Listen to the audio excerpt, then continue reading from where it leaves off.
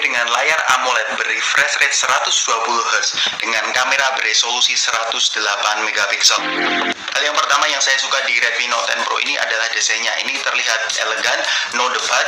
Ini walaupun ada bump kameranya, kalian jangan khawatir kalau dipakai in case. Ini cukup melindungi dan bagian belakangnya ini terproteksi oleh Corning Gorilla Glass versi kelima.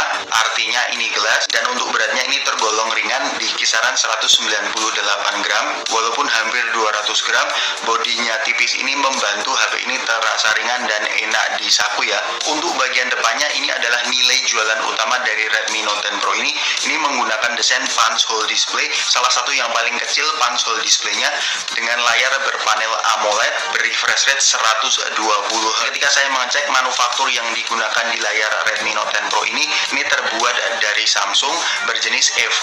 Ini memang bukan layar yang digunakan di seri-seri flagship, tetapi ini wajar ya di harga 3 juta. Dan bagi kalian yang belum tahu, DC dimming itu adalah pada dasarnya berfungsi mengontrol kecerahan layar dengan memvariasikan daya yang disuplai ke layarnya. Jadi pada tingkat kecerahan yang rendah biasanya terdapat efek flicker yang cukup besar, sehingga ketiadaan DC dimming ini mungkin menjadi salah satu hal yang deal breaker bagi sebagian orang.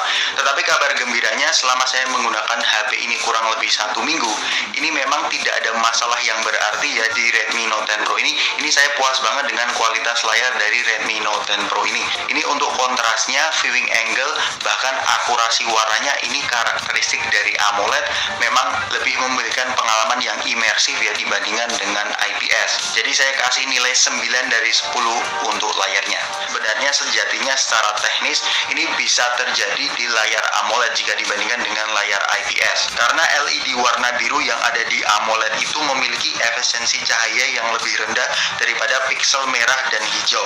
Ini berarti bahwa LED biru perlu digerakkan pada arus yang lebih tinggi untuk mencapai kecerahan yang sama dengan warna merah dan hijau.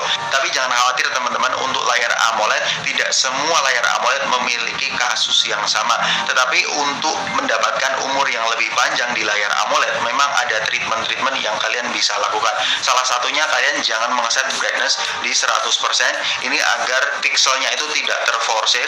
Ini 50-60% menurut saya sudah capable ya, udah bisa kita konsumsi untuk keseharian. Dan kemudian cara lain adalah sering-seringlah mengganti wallpaper. Kemudian untuk output dan inputnya ini lengkap banget. Ini di bagian kanan ada volume rocker dan power button yang menyatu dengan fingerprint. Ini responnya cepat banget. Sedangkan di bagian atas ini ada speaker grill dan ada 3,5 mm headphone jack. Di bagian bawah ini ada USB Type-C dan another speaker grill. Dan di bagian kiri ini ada SIM tray yang mendukung dual SIM plus micro SD. Dan jangan lupa ini belum mendukung 5G ya. Dan untuk sertifikasinya, karena ini upper mid range, ini memang ada beberapa fitur-fitur tambahan seperti ini sudah mendukung NFC dan IP53. Dan untuk haptic feedbacknya ini mantep banget ya. Ini haptic feedbacknya menurut saya salah satu yang terbaik di upper mid range. Kemudian untuk softwarenya ini mendukung MIUI 12 dengan Android 11 ya. Ini singkat saja kita akan membahas fitur-fitur yang menurut saya cukup bagus. Salah satunya adalah dual space dan dual apps, dan ada floating window juga, jadi kalian bisa multitasking dengan leluasa di Redmi Note 10 Pro ini. Untuk spesifikasinya ini mendukung Qualcomm Snapdragon 732G, ini persis dengan Poco X3 NFC. RAM-nya ada 2, 6, dan 8GB. Untuk internal storage-nya ini ada 128GB, dan kemudian untuk baterainya ini mendukung 5020 mAh. Dari spesifikasi tersebut saya mendapatkan skor Antutu di kisaran 290 ribuan. Ini cukup bagus ya. Ini memang persis daripada Poco X3 NFC, apalagi untuk sehari-hari ini karena sudah mendukung 120Hz. Ini bukan gimmick, ini kerasa banget pada saat kalian scrolling aplikasi dari aplikasi satu ke aplikasi lain. Ini enak banget ya, 120Hz di Redmi Note 10 Pro ini. Dan untuk bermain game, saya memainkan 3 game. Di video unboxing kita sudah membahas untuk COD ini bisa kita set ke rata kanan, frame rate-nya bisa max, dan pengalaman yang dihasilkan di Redmi Note 10 Pro ini memang lancar ya. Saya tidak ada gangguan sama sekali, bahkan di bagian belakang tidak ada suhu yang mengganggu. Kalau untuk PUBG ini belum mendukung grafik ekstrim, tapi udah mendukung smooth ultra. Pengalamannya sama, ini nyaman banget responsivitas dan flickeringnya ini enak. Dan untuk game terakhir yaitu Genshin Impact, ini memang bisa kita set ke FPS 60 tetapi cepat panas. Kalau kita set ke FPS 60, saya menyarankan teman-teman untuk set ke FPS 30 saja dan grafiknya low untuk mendapatkan stabilisasi performa dan frame drop yang minim ya di Redmi Note 10 Pro ini. Tapi secara overall untuk performanya 732G ini no compromise. Kalau untuk performa baterainya di 5020 mAh ini jelas saya bisa menggunakan seharian. Ini screen on time-nya di refresh rate 120Hz ini bisa mencapai 6-7 jam. Ini cukup impresif juga karena layarnya AMOLED ini juga bisa lebih hemat dan lebih efisien juga. Ada dukungan always on display juga. Dan untuk pengisian chargingnya ini sudah cepat. Ini 33 watt dari 0 sampai 100 ini kurang lebih 1,5 jam. Sehingga untuk baterainya saya tidak ada komplain sama sekali di Redmi Note 10 Pro ini. Kemudian untuk kameranya ini mendukung quad kamera setup dengan resolusi 108 megapiksel untuk lensa utamanya.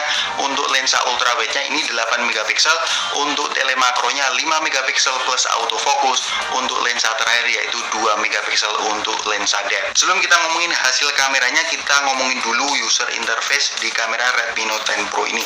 Di sini kalian bisa menggunakan mode Pro atau manual baik foto dan video, dan ada mode RAW-nya kalau kalian pencet di kanan atas ini. Untuk para editor foto ini cocok banget ya. Kemudian kalau kita geser ke kanan ini ada mode portraitnya, dan menu more-nya ini lengkap banget ya. Ada night mode 108 megapiksel, slow motion, time lapse, dual video, long exposure, dan yang terakhir ada mode clone-nya. Untuk hasil fotonya ini cukup detail ya Redmi Note 10 Pro ini thanks to 108 megapikselnya. Tetapi ada 3 hal yang perlu kalian tahu. Yang pertama, untuk resolusi 108 megapiksel ini bukan sensor yang sama dengan versi flagshipnya. Salah satu buktinya adalah aperture-nya ini lebih tinggi sehingga sensor yang digunakan itu otomatis lebih kecil. Dengan aperture 1.9, kalau kita melihat di Mi 10T Pro itu 1.7. Dan pixel binning-nya juga beda. Kalau di Mi 10T Pro itu 25 megapiksel, sedangkan di Redmi Note 10 Pro ini 12 megapiksel. Dari pixel binning dan aperture-nya aja beda, sehingga untuk detailnya ini memang tidak sedetail seperti Mi 10T Pro, tetapi untuk harganya it's doing really good job. Dan hal kedua, ketika kalian mengaktifkan 108 megapiksel ini ada shifting color-nya, jadi lebih terkesan kuning-kuning ya atau warm. Dan konsekuensi selanjutnya di mode 108 megapiksel ini untuk file yang dikonsumsi ini lebih besar, kurang lebih 2 kali lipatnya. Dan untuk ultrawide-nya ya cukuplah dengan 8 megapiksel ya seperti ini. Dan lensa favorit saya yang kedua adalah telemakronya 5 megapiksel, ini cukup tajam. Ini juga mendukung autofocus juga. Kemudian untuk night mode-nya di Redmi Note 10 Pro ini sedikit butuh waktu ya pada saat kita mengambil fotonya.